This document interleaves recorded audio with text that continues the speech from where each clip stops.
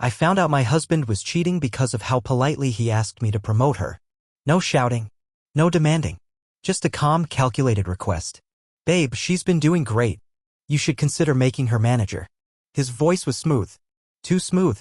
Like he'd rehearsed it. That was the first red flag. Because I own the company. He just helps with finances. And she? She was just a junior account rep, barely 6 months in. Too new, too inexperienced, too perfect in her skirts and fake laughs. But I played dumb. Smiled. Nodded. Pretended not to notice the way his eyes lingered a second too long when she walked by. I didn't confront. I observed. And what I saw broke me. It started 3 months ago when I hired her, Lindsay. Mid-20s, blonde, ambitious, the kind of woman who knew exactly how to act around powerful men. I thought she was just eager. I didn't realize she was hunting. At first, it was little things. She brought coffee, but only for him. Laughed at his dry jokes. Stayed late, but only when he did. I trusted him. That was my first mistake. Because even when I caught the glances, the inside jokes, the hushed hallway conversations that stopped the moment I entered, I told myself it was nothing. I told myself I was being paranoid. I was working too much. I was imagining things. But then came the night of the company dinner. We were at a rooftop restaurant downtown. I wore a sleek black dress. He wore that blue suit I loved. We looked like a power couple. Until she walked in. Tight red dress. Heels too high for someone, just a rep, and when she saw us, she smirked. Not smiled, smirked. And when I looked at him just for a second, he looked guilty. Not shocked. Not annoyed. Guilty. That's when I knew. But knowing and proving are two different things. So I planned. I stopped confronting and started collecting. I pulled security footage. Checked timestamps. Matched up his meetings with her overtime. It was all there. They weren't even careful. Same hotel every Tuesday. Same room. Paid in cash. Reserved under L. Monroe, her mother's maiden name. I had it all. And then 2 days later, he sat across from me at dinner, smiled like nothing was happening, and said, "Babe, you should really think about promoting Lindsay. She's got leadership potential." I almost laughed. But instead, I leaned back, sipped my wine, and said, "Sure. Let's schedule a meeting. You, me, and Lindsay." He froze. I smiled. And that's when the unraveling began. The meeting was set for Friday morning. 10 a.m. sharp. I reserved the glass conference room overlooking the city, floor-to-ceiling windows, sterile white walls, chrome table. The kind of place where lies echo. I didn't tell them why. Just sent a calendar invite with one line in the description, performance evaluation. I could feel his unease the night before. He didn't say much at dinner. Just kept checking his phone, then me, then his phone again. Lindsay, on the other hand, strutted into the office that morning like she owned it. Tight beige blouse, pencil skirt, hair curled too perfectly for someone not expecting to be watched. I waited until they both were seated before walking in, heels clicking like gunshots. I shut the door. Drew the blinds. No distractions. Just truth. I opened my laptop and turned it toward them. Pressed play. Security footage. Him and her. Laughing in the hallway. A hand brushing hers. Her leaning into his chest when she pretended to stumble. Another clip.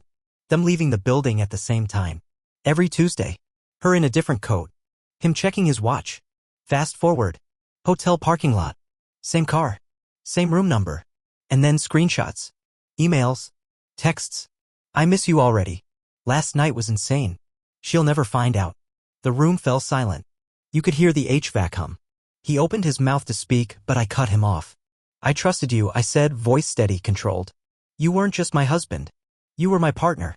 And you threw that away for what? A bored little girl playing dress-up in my company." Lindsay turned pale. Tried to speak. I held up a hand. "Don't." Not a word. She looked to him for support. He avoided her eyes. Coward. That's what he was. Not just a liar. A coward. He tried to blame me. Said I'd been distant. That I worked too much. That he felt unseen. The same tired script cheaters always pull when they get caught. But I wasn't having it. "You weren't unseen," I snapped. "You were undisciplined. You were greedy. And now you're done." I stood, smoothed my jacket, and delivered the final blow. "Lindsay, your contract is terminated effective immediately. HR will escort you out. As for you," I said, looking him dead in the eyes, "you have until the end of the day to move your things out of our house." And then I walked out. Heart pounding. Hands shaking. But head held high. Because I wasn't just walking away from betrayal. I was walking towards something better. He didn't leave that day. I came home after work expecting silence. Maybe an empty closet or a note. Some pathetic last word from a man who knew he'd lost everything. Instead, I walked in to find him sitting on the couch, drink in hand, tie loosened, like nothing had happened. As if betrayal was something we could just talk through. I stood in the doorway, stunned. He looked up, offered a weak smile, and said, "We should talk." I laughed, a bitter, humorless sound I didn't recognize coming from myself. Talk? After months of sneaking around behind my back with someone I employed, trusted. You want to talk? He nodded like he was doing me a favor, like staying in my house one more night was some grand gesture of love. He said he was sorry, that it was a mistake, that Lindsay meant nothing, that it just happened.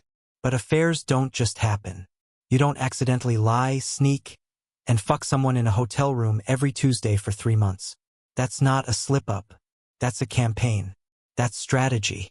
He started crying. Not sobbing, calculated tears. The kind that make you wonder if he's more sorry he got caught than for what he actually did. I watched him fall apart on the leather sofa we picked out together 3 years ago, and for a moment, I felt pity. Not for him, for myself. For the version of me that loved him.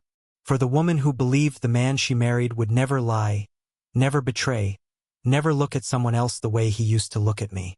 "I made a mistake," he kept saying. "Can't we work through this?" "No," I said simply.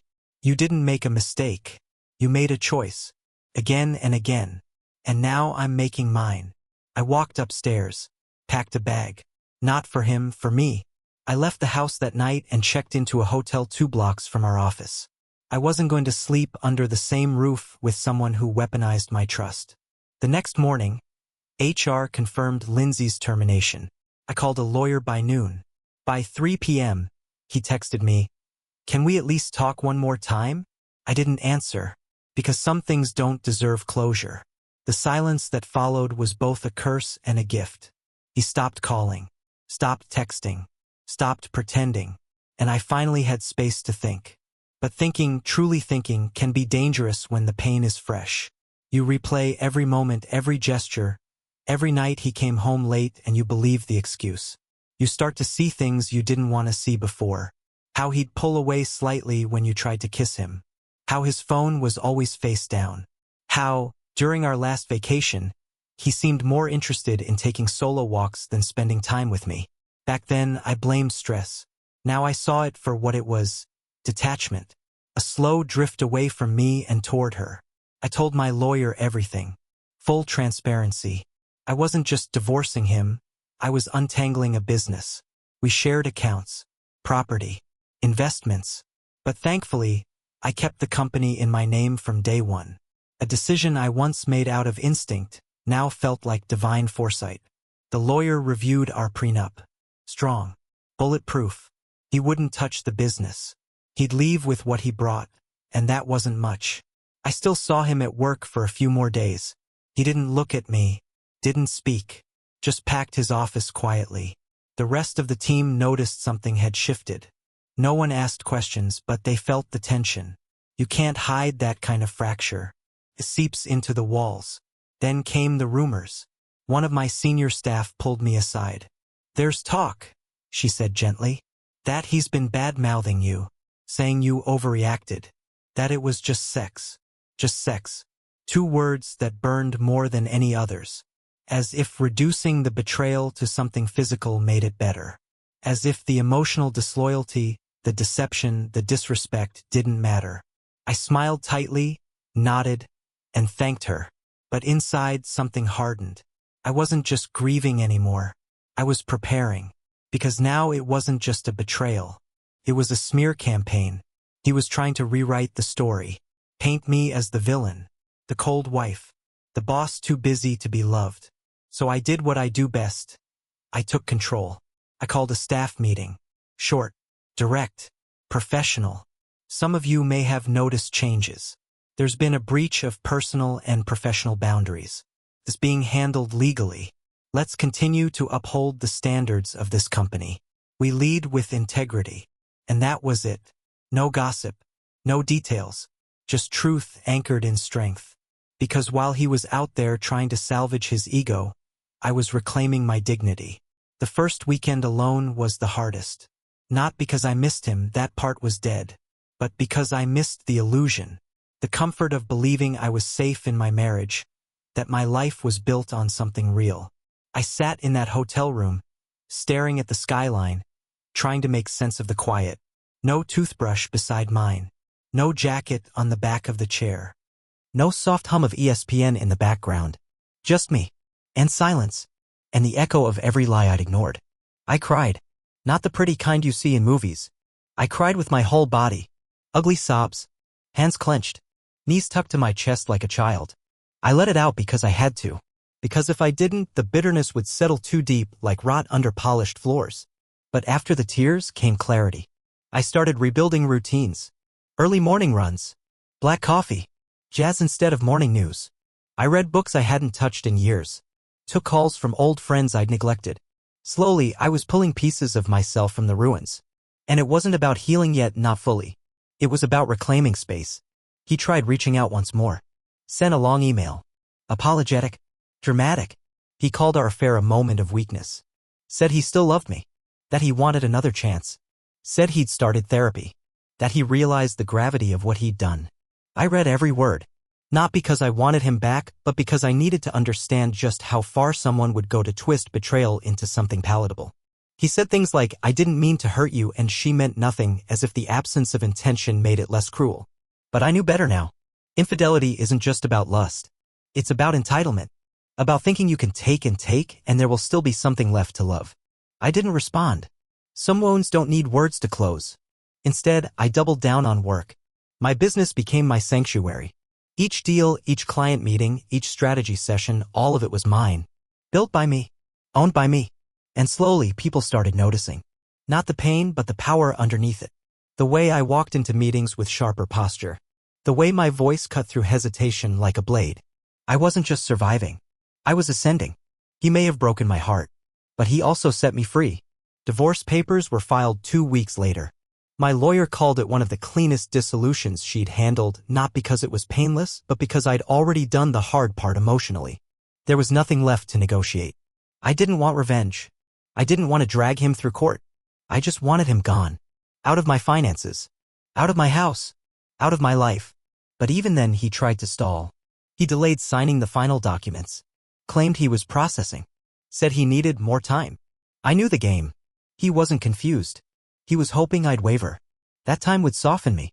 That maybe in my loneliness I'd remember the good times and forget the betrayal. But memory doesn't work that way. Not when the knife is still warm. So I pushed. My lawyer sent deadline after deadline. And finally he signed. No letter. No final message. Just a signature. Cold. Legal. Final. That night, I poured myself a glass of wine and watched the sun dip below the skyline. There was no celebration. No dramatic exhale. Just a quiet moment of acknowledgement. This was the end. Of us. Of who I used to be. But endings, I've learned, carry their own kind of beauty. The weeks that followed were a blur of closure. I changed the locks. Closed joint accounts. Took back my maiden name. Simple actions that felt like defiance. Like healing. Every step said, I'm done shrinking to make someone else comfortable. Then, one afternoon, I ran into Lindsay. Not at work, obviously, she was long gone. But at a coffee shop a few blocks from the office. I almost didn't recognize her at first. She looked small, tired. Her eyes didn't have that same gleam of smug entitlement. When she saw me, she froze. Her smile faltered. And in that moment, I felt something unexpected, nothing. No hate. No rage. Just a hollow, clean detachment. She opened her mouth, maybe to apologize, maybe to explain. I didn't let her. I simply said, you don't exist to me anymore, and walked away. Because forgiveness isn't always a conversation. Sometimes it's just closing a door you never planned to open again. Months passed. The kind of months that feel both heavy and light. Grief doesn't leave all at once, it leaks out slowly through small moments. Like reaching for your phone to share a funny meme and remembering he's not the person you share those with anymore. Or standing in the grocery aisle debating between 2 brands of cereal and realizing there's no one to ask, which one do you like better? It wasn't the absence of love that haunted me. It was the absence of routine. The quiet unraveling of habits built in tandem. But here's the thing, you adapt. I started traveling more. Visiting cities I'd always talked about but never had time for. Seattle. Boston. Charleston. I walked unfamiliar streets with my shoulders back and eyes wide, letting new places fill the space he used to occupy. In Charleston, I met a woman in a bookstore, divorced too. We shared coffee and laughter over how we once believed in forever with men who barely lasted a few years. She said something that stuck with me. Some endings aren't failures. They're escapes. I held on to that. Back home, I renovated my house. Not drastically, but intentionally. New paint. New linens. I tore out the section of our walk-in closet he used to occupy and turned it into a reading nook. I removed the mirror we bought together, replaced it with one I chose alone. It wasn't about erasing him. It was about reclaiming space, physically and emotionally. And slowly, my reflection started to change. I saw less of the woman who flinched at betrayal and more of the one who survived it. The one who didn't crumble. Who made decisions when it was hardest to think clearly. Who chose dignity over desperation. I saw the fire in my own eyes. Something I hadn't seen in years. People started noticing. Friends, colleagues, even clients. You look different, they'd say. And I'd smile, knowing the difference wasn't on the outside. It was in how I carried myself. How I walked into rooms.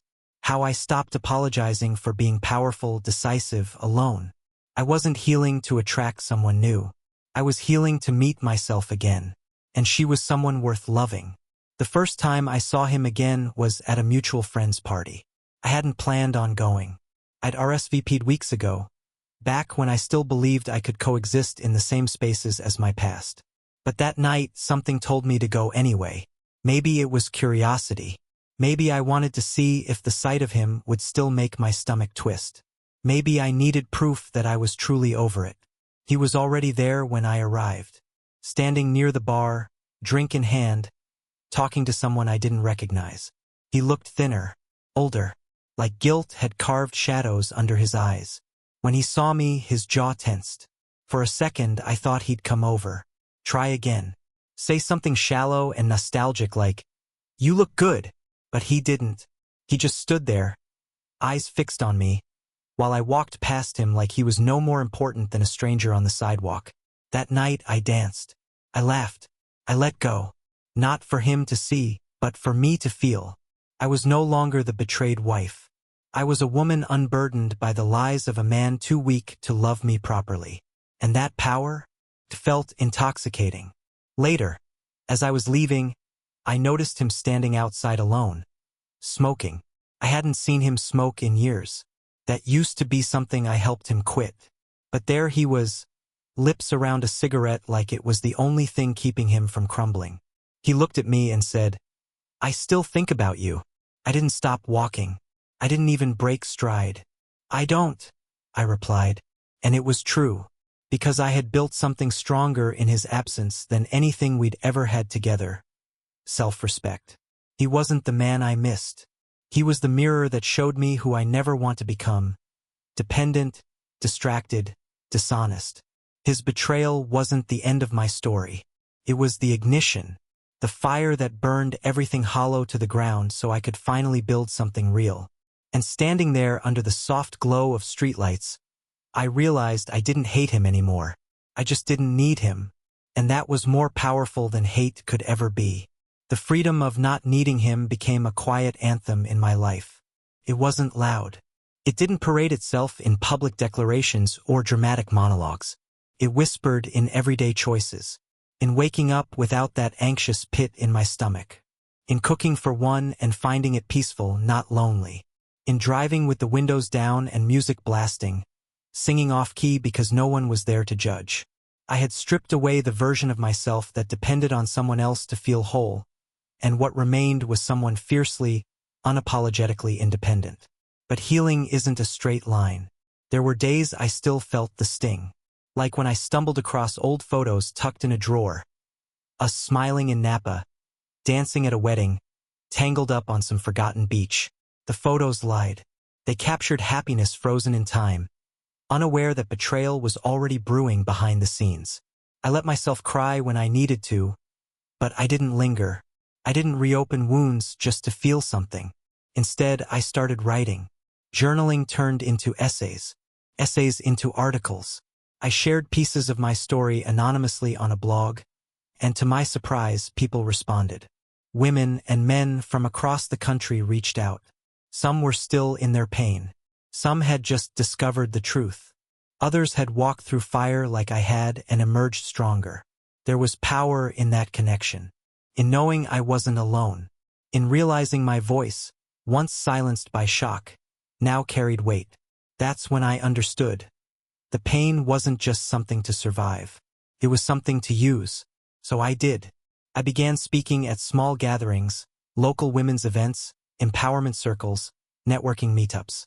I wasn't a guru or a therapist. Just a woman who knew what betrayal tasted like and had learned to find her own flavor of peace. My story resonated, not because it was unique, but because it was real. Raw. Unfiltered. I didn't tell people to leave. I didn't tell them to stay. I told them to listen to the voice inside them they'd buried to keep others comfortable. I told them that choosing themselves wasn't selfish, it was survival. And slowly, I watched others light their own fires from mine. The irony? He never really left town. Still worked in the city. Still circled familiar places. I heard rumors, failed relationships, awkward job shifts. Someone said he even tried therapy again. But none of it mattered. Because while he was busy patching his image, I was building a legacy. Not in spite of him, but because he gave me no choice but to rise. Looking back now, I realize betrayal didn't break me, it revealed me. The woman I was before?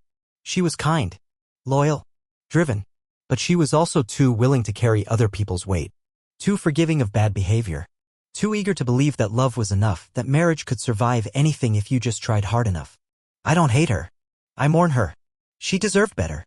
But I'm not her anymore. Now I own every part of my story.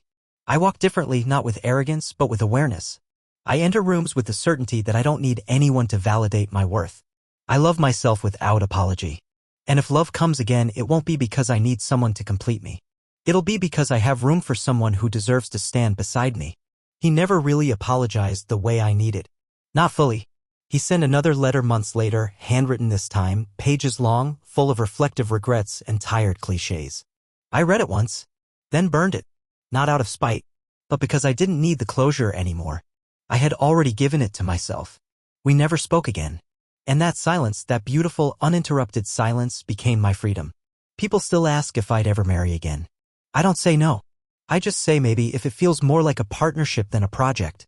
If it's built on truth, not illusion. But the idea of being alone doesn't scare me. What scares me is ever losing myself again in the name of love. I've learned that the deepest betrayal doesn't just show you who someone else is, it shows you who you are when everything falls apart. And I loved who I met in those ashes. She was fierce, clear-eyed, brave. She didn't beg. She didn't break. She rose. So if you're reading this sitting in the ruins of a love that turned on you, let me say this. It's not the end. It's the beginning. One day you'll look in the mirror and not just see someone who survived. You'll see someone reborn. And you'll know it was never about who left. It was always about who you became.